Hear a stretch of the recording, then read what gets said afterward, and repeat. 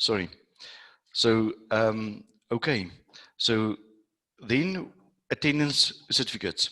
Attendance certificates is critical for everybody's continuous professional development. Now, this is an hour of our time, hour of your time, and you need to account for it, as well as we need to make sure that the time that you have spent with us, that we have actually accounted for them. So please, in your chat box, again, please write for us your name, your surname, your mobile number, your email address, and your company's name, because we've got a digital certification process that we have to complete these in our input sheet, and then it is going to give you a certificate that is going specifically out to you, and making sure that you can use this in your CV, etc. Helene, can you just make sure that while I'm busy, that the sound is off for everybody? And then lastly, the webinar shall be recorded and shall be made available on our CAA YouTube channel, and please go there and subscribe. So, table of contents. Who is Crest Advisor Africa? I'm going to address this quickly. Who is Crest Advisor Africa? P2I Limited, and what is the project charter? How to develop a project charter? What does the project charter document? What is in there? What is in the contents? And what is the uses of a project charter? And then we will also provide you tips on writing a project charter, as well as a template that we will give away to you for Mahala. Now, guys, if you are looking at templates, people thinking that the templates is, okay, template is a template. But if you're looking at the intellectual property that went into the creation of templates, our templates for a whole management system, you can go and look at on our website. You will see it under the products, under toolkits. You can go in there and you can buy a templated approach for the implementation of ISO 22301, 18788, 27001, etc. There's a lot of effort that is going in there, and that effort equates to time and money. So if you're getting a template, somebody has thought about it. Somebody has designed it. Somebody has actually created it. So please, templates are, if it's a freebie, you must know that there has been time spent on it. And then we will go through our Isolytics system. If you have got time, I will address that in a short slide. Now you can see here on the right-hand side, this is our system that we've got, Isolytics, and then we're talking about endorsement and freebies, as well as questions. So who is Crest Advisor Africa? We have been established in 2014. We are 6 years old, and we are specializing in corporate governance. Anything to do with corporate governance. So if you're looking at corporate governance, you will see that corporate governance is actually anything that that is ensuring that you are doing the right things right. Now, if you're looking at corporate governance, we are working in the enterprise risk management environment, business continuity, compliance management, health and safety, security, asset management, privacy in terms of ISO 27701, and we are registered and accredited to work in 17 standards. 17 standards that we are actually looking at as a combined assurance model in corporate governance. We are also a platinum partner of the PCB. Now, the PCB is the Professional Evaluation Certification Board. They are based in Canada, and this little platinum accredited partner is for us, I want to say, bragging rights, because out of 1,921 accredited partners globally in 150 countries, there's only 18 platinum partners, and we were, I think, number 4. So if you're looking at quality, at validity, at assurance, you've got it there. So our 10 offerings that we have got there. Firstly, we are speaking about training. Training is a critical part of our environment. So training, our advisory services, we are implementing what we are training. So if you're doing training in ISO, we can implement it as well. If you're doing training in risk management, we are implementing that. If you're doing training in asset management, we are doing that as well. And then auditing we are auditing on various levels, internal audits, external audits, legal audits, even human rights audits, sustainability audits, etc. Then products, one of our products that we've got is our toolkits, our management system toolkits. Now, if you're looking at at a company that has to go and develop a toolkit for ISO 27001. Now, 27001 is actually the information security management system. Now, that means that we are looking at your security environment pertaining to information management. Now, just that standard, just the controls of that standard has got 116 controls. So there's 116 documents. And if you're looking at that, then we didn't even actually start with the management system. We were just looking at the controls. So with your management system included, we are looking over about 200 documents. Now, those documents has been developed already as a premium marketing tool for us. So under the products, you are getting the toolkits. You are also having access to designed PowerPoint presentations that you can use in your own environment to impress your management. We've also got soft skills there that you can actually buy and implement in your own environment, that you don't have to go and spend time. We have done it already for you. And the last one that we have added now is called Fire. This is a unique, revolutionary product that we've got to actually implement in fire management. So please go and look at our products. Then technology. I have spoken about the Analytics system. This is our GRC&A document, system that we have developed with one of the universities in South Africa. It's a fantastic system. And then we've got resource and talent management, and we will soon launch an executive coaching and executive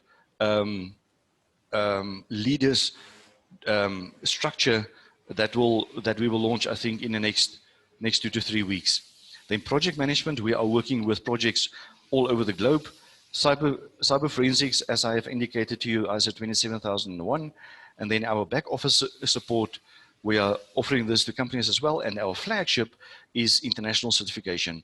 So international certification of persons as lead implementers or lead auditors, or products, or management systems, or training organizations, or trainers.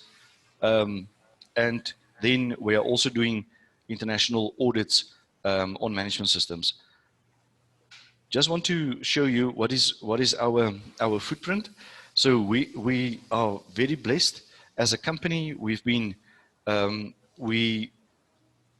sold 25% of our company, and to make sure that we've got this international footprint. So this is our regional offices that we can actually work from. And this is 34 countries all over the globe. So we are working in this space, and by the end of the year or beginning of next year, just depending on COVID, we will open offices in the USA as well as Australia. We have already got offices in Johannesburg, in Gaborone, in Windhoek, and we are going global with the USA as well as Australia. So let's talk about the subject of today. So if you're looking at the project charter, this is a fantastic topic actually, because how many of us are working on projects, and how many of us are actually having a project charter that is actually defining the rules of engagement that you've got with your stakeholders. And if I'm talking about rules of engagement, it is rules of engagement of, firstly, who is going to be where, who is going to be doing A, B, and C, who is going to be guiding, and who is going to be implementing. Because there's a fine line between if you are consulting, and in your consulting, you are actually, if you're looking at the Blanchard model, I don't know if anybody knows the Blanchard model, but go and Google it, please. The Blanchard model has got 4 quadrants. The first quadrant is actually, a directive, it is actually a fantastic model that is showing you how does people work in a working environment and how do you need to train them. The first quadrant is actually S1. S1 speaks about you need to give people direction. So this is directives. This is instructions. You need to give people instructions if they are starting in your environment. Out of that environment, if they are maturing out of that environment, they can go over. Maybe I must just stop this and show you the real thing that we are not getting lost in our discussion here. So just a moment. I just want to open this for you. So there we are. I just want to bring this into the discussion. So there we are. So if you're looking at the Blanchard model, the Blanchard model is actually a fantastic model because if you understand how people are working, then you will know how the stakeholders are working now as well. So first and foremost, we are looking here at when you're starting at S1. This is where leadership has to give direction. This is where you've got a high directive and low supportive behavior. This is where you need to actually have a person next to you that you can tell them that you need to do A, B, and C, go and do it and come back to me. The second one is high directive and high supportive behavior. And this is your coaching space. And this is why I was introducing to you, we will be looking into the future in the next 3 to 4 weeks, the coaching environment, or not the coaching environment per se. It is going to be a supportive base for C-suite leaders across Africa. So this is the coaching, and then you are going into a supporting S3. Your supporting environment is actually your mentoring environment. So it's a low directive and high supportive environment behavior, and then only you can say, I can delegate this kind of work to this person. And this is where you've got in your S4 that you have got the whole process is actually going into how do I mature my own people to actually delegate things to them. And you can see here your directive behavior is high or low, or your supportive behavior is high or low. So just want to go back to our presentation of today. So okay, so if you're looking at the project charter is, sorry, just want to make sure that I've got the right one here. Okay, there we are. So if you're looking at your project charter, we are actually looking at how do you create the rules of engagement. And the rules of engagement is in any environment, especially in projects, very important, because a project can very easily derail. If you don't have clear objectives, if you don't have a clear scope, if you don't have the people understanding what needs to be done within the project, then you have to go back to a project charter, because that is going to influence the working environment, is going to influence your relationship, it's going to influence your payment, it's going to influence your milestones, it's going to influence the whole project delivery. So a project charter is, if we're looking at a project charter, it is firstly, is a statement of the scope, the objectives, and people who are participating in the project. So your organizational chart that's going to be working on the project itself. It begins the process of defining the roles and responsibilities of those participants and outlines the objectives and goals of the project. Extremely important, because you need to document what you're going to do.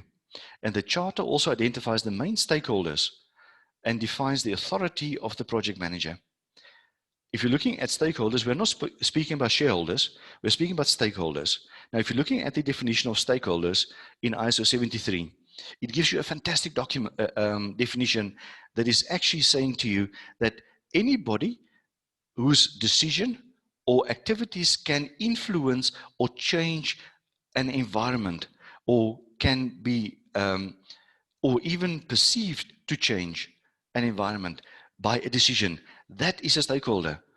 And whether it is it is somebody within your space, or somebody that is outside of your environment, but possibly in supply chain or in finance, because they are affecting the whole project by payment and with the whole tender process, and defines the authority of the project manager.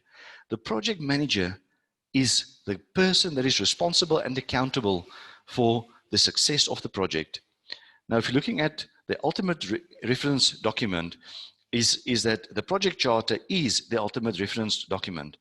So the project management charter serves as a reference document, and it should outline the following 3 main points. And I'm going to go through each one slowly, but also comprehensively. So what is the essence of the project? What do you want to achieve? Why do you want to implement this? Why is it necessary for the organization? Does it create value? Is it actually going to protect the value of the organization? What is the essence of the project? And if you don't, what is the root cause of the project? Why do you want to do it? What are the goals and the objectives of the project? If you cannot design and articulate your goals and objectives of the project, you are actually failing already in your project charter, because your project charter is actually coming from your business plan that you have, or your project plan that you have developed. And if your goals and objectives are not clearly defined, then you cannot measure risk, because risk is defined as the effect of uncertainty on objectives. So if you don't have your goals and your objectives, you are going to be in a state of problems. And what are you planning to reach and achieve these goals and objectives? So what is your action steps? What and how are you going to be reaching it? And then we're looking at provide a shared understanding of the project. If you cannot describe your project in a project charter, nobody will understand what you have written there, and nobody will understand what is the risks associated with this project. So the charter should communicate its value and or the reason for the existence to every person who has a part in it, from the team to the project manager, the stakeholders, and the sponsors. You need to stipulate that that person has got this value, or yes, that this value to the project and to the company that is actually the receiver of this project. And it must act as a contract between the project sponsor, the key stakeholders, and the project team. Now, this is where we are actually coming to the point where you are actually bringing everything into a contractual environment, a legal environment, and the project charter is actually creating for you the space where you can actually document it. And this is actually creating for you the rules of engagement. When will you be paid? What is your payment terms? What is your deliverable terms? What is the terms of if you are going over into a reporting environment? What is the requirements for reporting? What is the expectations? Because if you're looking at the expectations of reporting, some people can report on a one-pager and address everything that you want to have in the project. Other people can write 30 pages and they miss the goals and the objectives. And by noting the responsibilities of each party involved in the project, everyone is clear of their duties and they can act within that. Now, the question is always, what do you include in this document, in this project charter? So those are the broad strokes. And while a project statement doesn't need to go into detail, there is more to it than these general statements. So the definition of the project should be short, because it refers to more detailed documents such as your tender specs, such as a proposal, such as a budget, etc. And this must be included, such as your request for proposal. And one of the key parts of any project statement is to establish the authority assigned to the project manager. This person is taking the responsibility. This person must make sure that the project is running along and making sure that it is delivering what it is supposed to deliver. There's no doubt about it. The project manager is the accountable person. And the accountable, the project manager must report on the progress of the project, whether it is behind time, whether it is over budget, whether there's a quality problem. The project manager must know that. And other purposes of the document will be discussed in the next page. So if you're looking at this one, what are the reasons for undertaking the project? Why do you want it? Is there a need? Do you really need it, or is it a want? And if it's a want and not a need, then the question is, why do I want it? So note, yes, everyone is clear about why they are doing what they are doing. So, and this is directly linked to leadership. If leadership doesn't know the reason of the undertaking of the project, then they are going to be across the ballpark, totally. But if you've got a clear leadership and understanding of the project, you know that you've got the right people around you and you will deliver it. Last week, we were actually speaking about this in creating a project team. What is who do you need to have in that project team? And this is why, if you're looking at the project charter, those people, those 6 or 7 types of people you need to have in there. The next one is, what are the objectives and the constraints of the project? Objectives, it's fairly easy, because objectives, you need to say the objectives is the delivery of, if we're talking about management systems, to be certified, and that is your goal. I need to be certified in, it doesn't matter what kind of ISO or management system, or a control self-assessment. What is the outcome of the control self-assessment? That last year maybe you were on a 60%, this year you need to be on an 80%. If that is the objective, fantastic. Constraints. The constraints is actually explaining itself, because you need to go and look at the risks. What can, in this whole project lifecycle, what can prevent the project to achieve its objectives? And those things must be listed. So if you're looking at the constraints is a very important document, because you need to go and identify, do I need more computers? Do I need a course on MS Project? Do you need the software of MS Project? What do you need there? So this is the what part and why you're undertaking the project. And if you don't have a clear target, your project is going to miss the mark. Just like a dartboard. If you don't know where's the dartboard and you are blindfolded, you don't know if you're going to even be on the dartboard if you are throwing a dart. So this is very critical. What are the directions concerning the solution to any constraints listed above?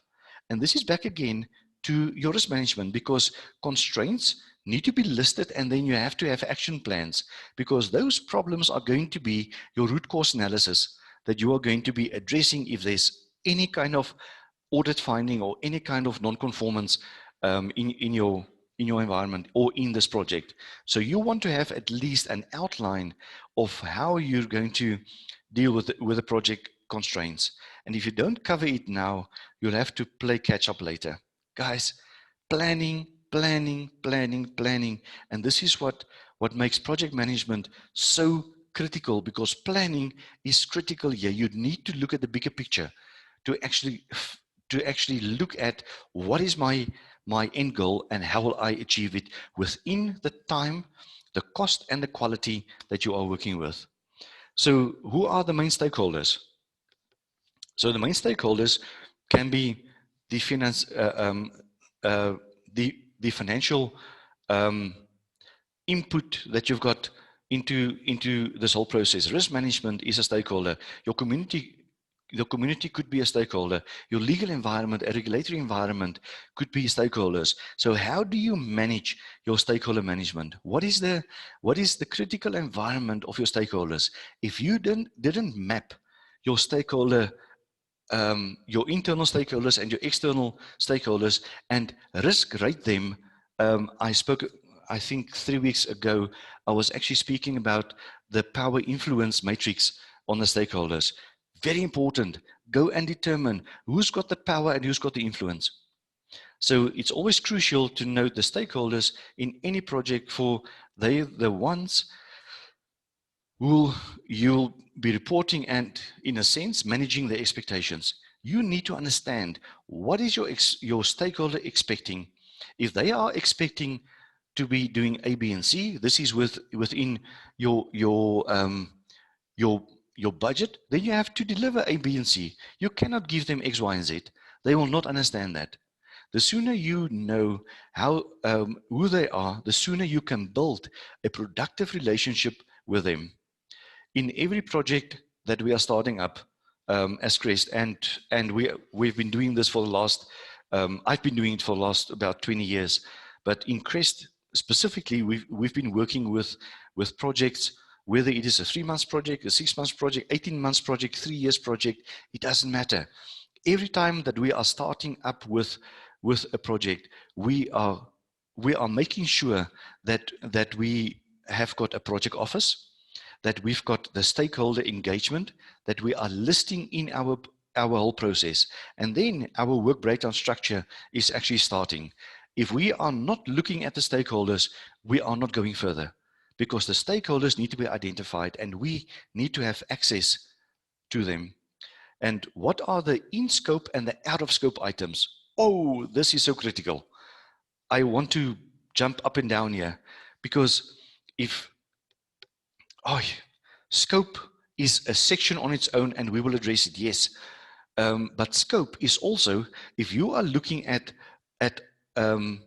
requests for quotations, RFQs, or requests for proposals, RFPs, and you're looking at the scope that people are putting down there, they cannot, if the client cannot describe the scope, how do they expect that the contractor must absorb that, must understand it, must quote it, must do it, must actually analyze that into a work breakdown structure, put that down into a time frame, and cost that. If you haven't got the references of what is in scope and what is excluded from your scope, if you didn't document that clearly, whoa, you are sitting in trouble, because then you're sitting with scope creep. Then you're sitting with scope creep on time, scope creep on your costs. On your costs, you are sitting with scope creep on quality as well, because the contractor can negotiate everything. And this is so critical if you're looking at also as the project charter is your service level agreement or your rules of engagement that you are actually engaging in here. So the scope is the boundaries of your project, such as its start date and when it needs to be concluded. So what are the in-scope items? And those must be documented, and the project process, as opposed to tasks and actions that lay outside by the step-by-step process of the project. I want to come back to this one, because if you're looking at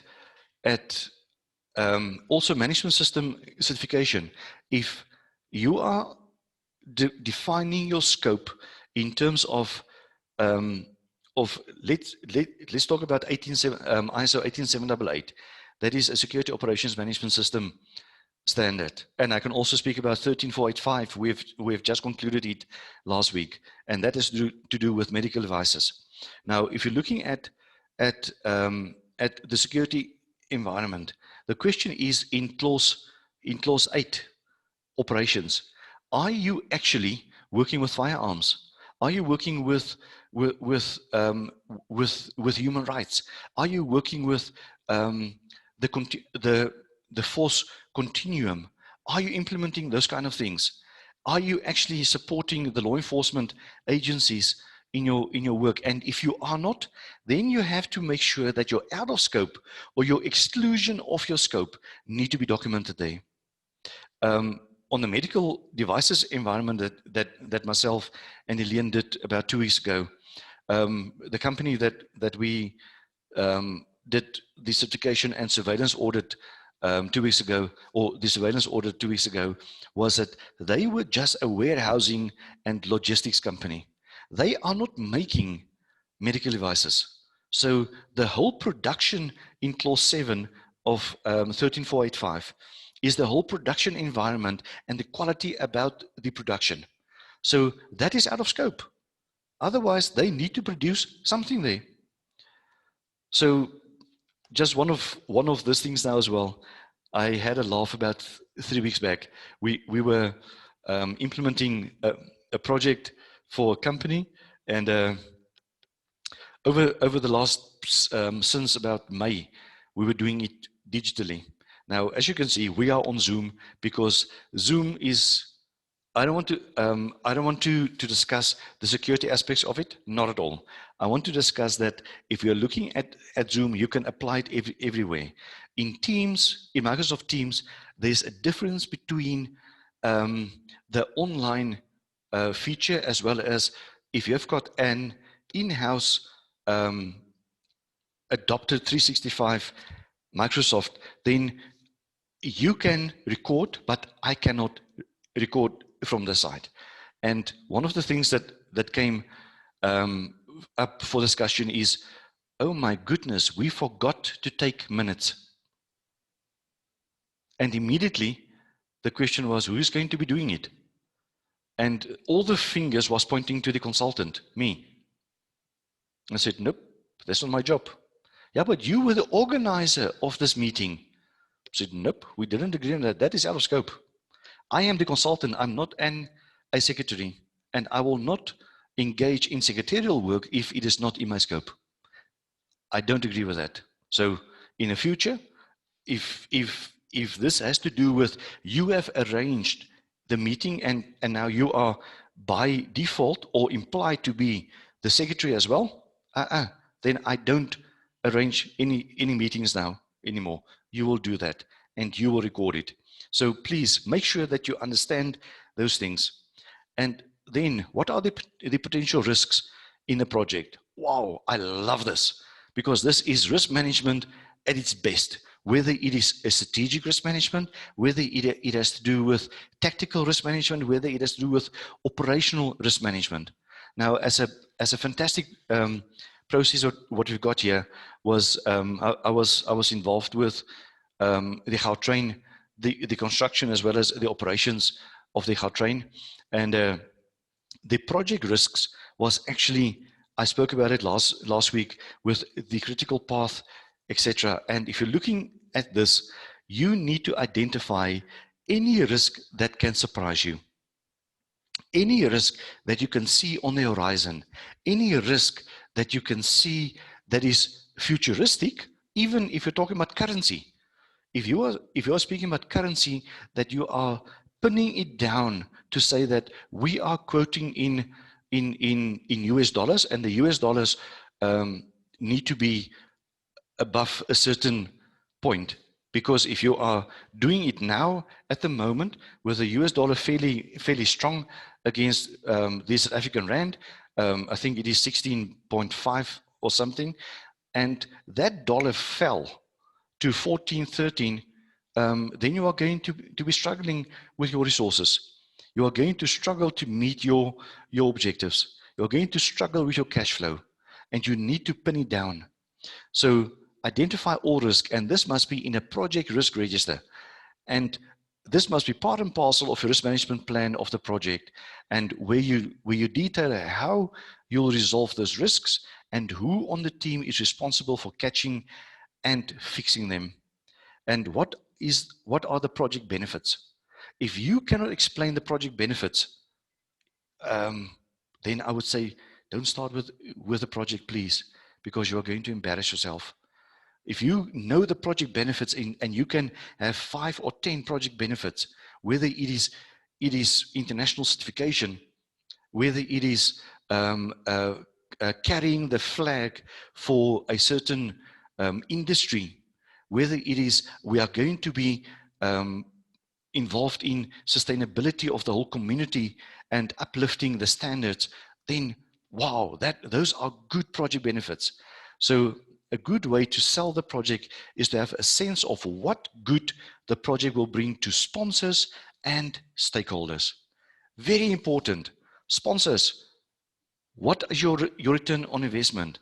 Stakeholders, how are we going to benefit you? just to come back to the Gautrain project, we were sitting at the height of the project. We were sitting with in Bombela. We were sitting with about 7,000 employees within Bombela. But the stakeholder involvement was at any time of the Gautrain project was 25,000 people and their extended families. So this is the stakeholders. We were touching communities along 80 kilometers from Park Station to Hatfield. And we need to figure out what those benefits are and list them here. Very important. And what are the project costs? Because if you're looking at project management, we are looking consistently, if we are looking at PMBOK or we're looking at Prince, this is the frameworks that we are working within a project management environment. PMBOK is project management body of knowledge, and Prince is a different framework, as well as ISO 21500 that's actually explaining the incorporation of those two body of knowledge into one ISO standard. Everybody is speaking about costs, and everything has to do about cost, time, and quality. Because if you are exceeding your cost, then you are actually paying more for the same product. If you are exceeding your time, you are losing income and you are also spending more money there. If you are absorbing bad quality work, guys, you are going to do it over. And it is going to be your cost. And usually people are giving a guarantee, whether we are in a fire engineering environment or in a construction environment. Somebody has to give a guarantee of 5 years, 10 years, 15 years. In the Gautrain project, it was a 30-year guarantee. So for 30 years, you are sitting with those kind of risks. So what are the project costs? And you need to look here. I think we have said last week that we will provide you with, if you are requesting it, we have given you a project cash flow template, as well as a project budget. So the project cost, if you don't know what is your project cost, you are going to miss everything here. So while you go into greater detail when you create the project budget, here it is where you want to get a ballpark figure of what you expect the budget for the project to be, and who will have the spending authority, who can sign it off, who can do A, B, and C on that. So what is the uses of the project charter? So this is a document that is necessary to run a project. And if you are starting to create it, from the project plan to the project budget and more, and all these documents delve into the detail of the items you've broadly stroked out in your project statement. So this is very important, and it isn't redundant. Never. Your documents that you are keeping is actually part of your archiving process. And while it is true you're going to cover this ground on a granular level later on, this is your first pass, and there's a reason it's more general and comes before everything else. And the following three main uses of this document are the following. Firstly, it's a process for writing a project charter, because people don't know what is actually the contents of project charter. So they give you hogwash, and then eventually somebody is accepting it, or this project is not coming off the floor, off the ground, because the people cannot explain it, which starts with knowing what is the vision of the project. The vision statement can't be vague. It must be definite. If you're looking at management systems, it is, I need to be certified in 2023. This is what our one of our mining clients said to us. We've got these 5-6 environments in Pretoria, in Rustenburg, in Springs, etc., all over the place. We have so many users, and we want to be certified against this standard in 2023. So we've got budget now for this year to do A and B. We've got budget for next year to do the rest. And we've got in the last year to go for the full Monty. So your vision statement needs to be precise, because if you're looking at your charter, it's going to look at, firstly, what is your vision? How do you organize things? How do you implement everything? And what is the risks and issues and the budget. So we've got a template for you.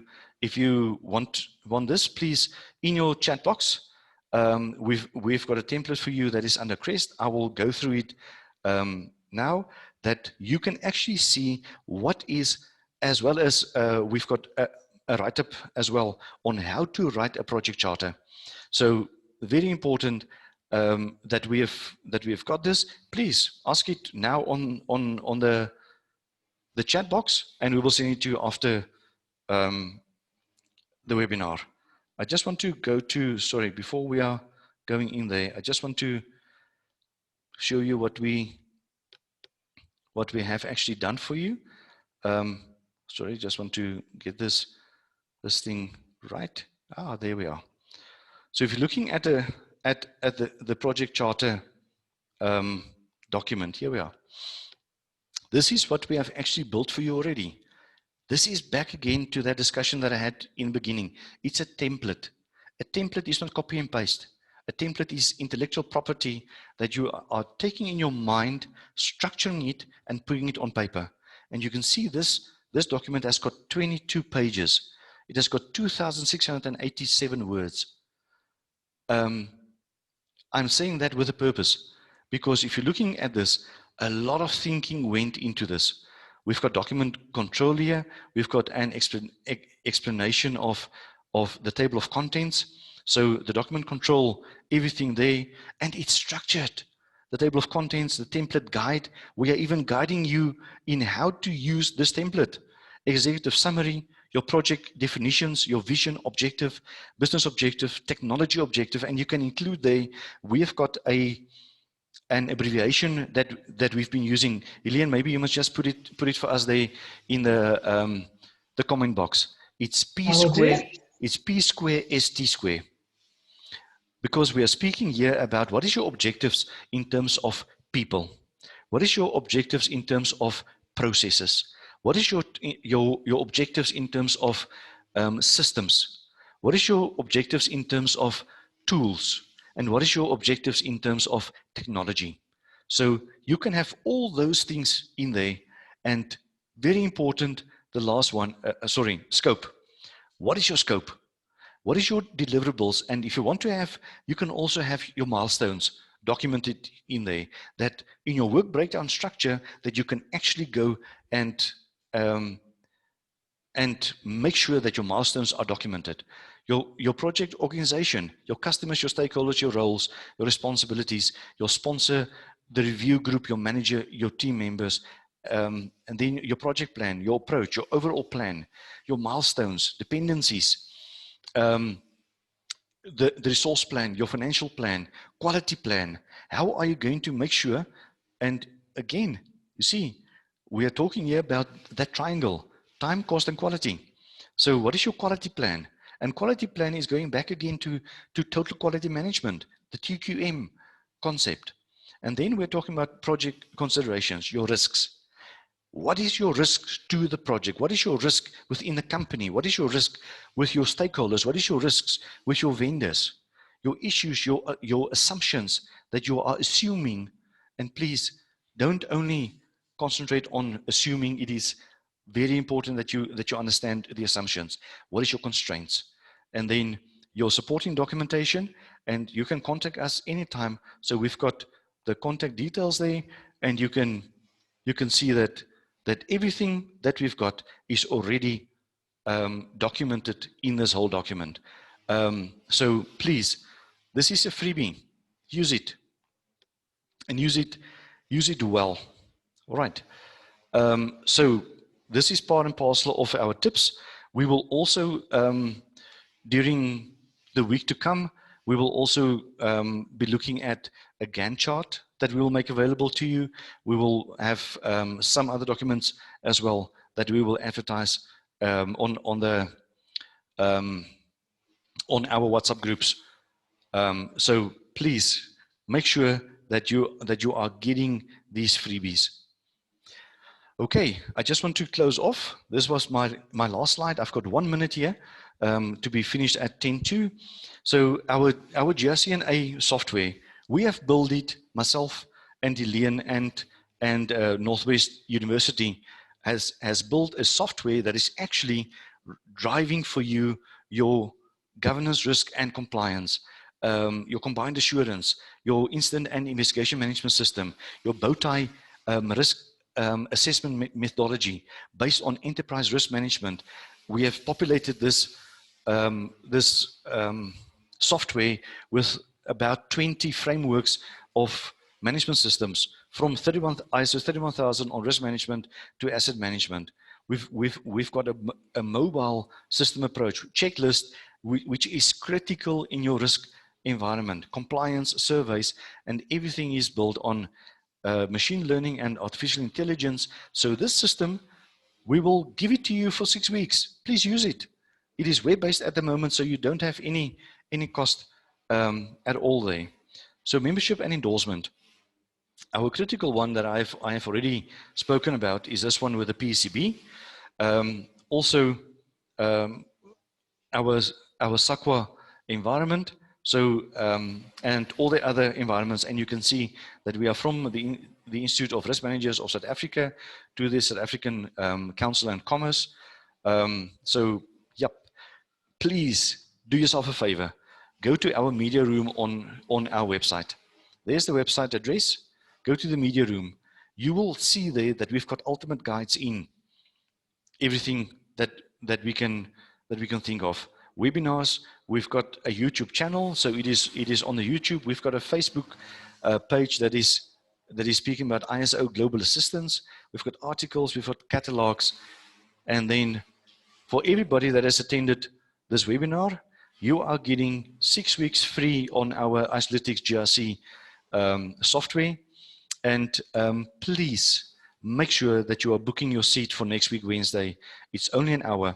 And with that, I want to say thanks to everybody that has attended and for your attention that you have given us. So this is our contact details. Please write it down or snip it with your snipping tool, or take as a screen capture there. And I want to open the floor now for everybody to ask the questions. Please, Elaine, over to you. There was no questions per se, so some of the people did ask for the template. I have made a note of to whom we need to send that, so that is done. I just noticed that there is still some of you that haven't put your details on for the certificate, so if you can maybe please do that, or maybe send it via email to us, that will be appreciated. Thank you. Okay. So everybody, thank you very much for your time. As I said to you in the beginning, we've got 60 minutes. And I don't want to waste your time because I know that everybody is very busy. So we are finished in 52 minutes. So I'm giving you a bonus of 8 minutes that you can do with what you want. Thank you very much. And I hope to see you next week at the same place, hopefully the same time, definitely, and with a different subject. Thank you. Bye-bye. Bye.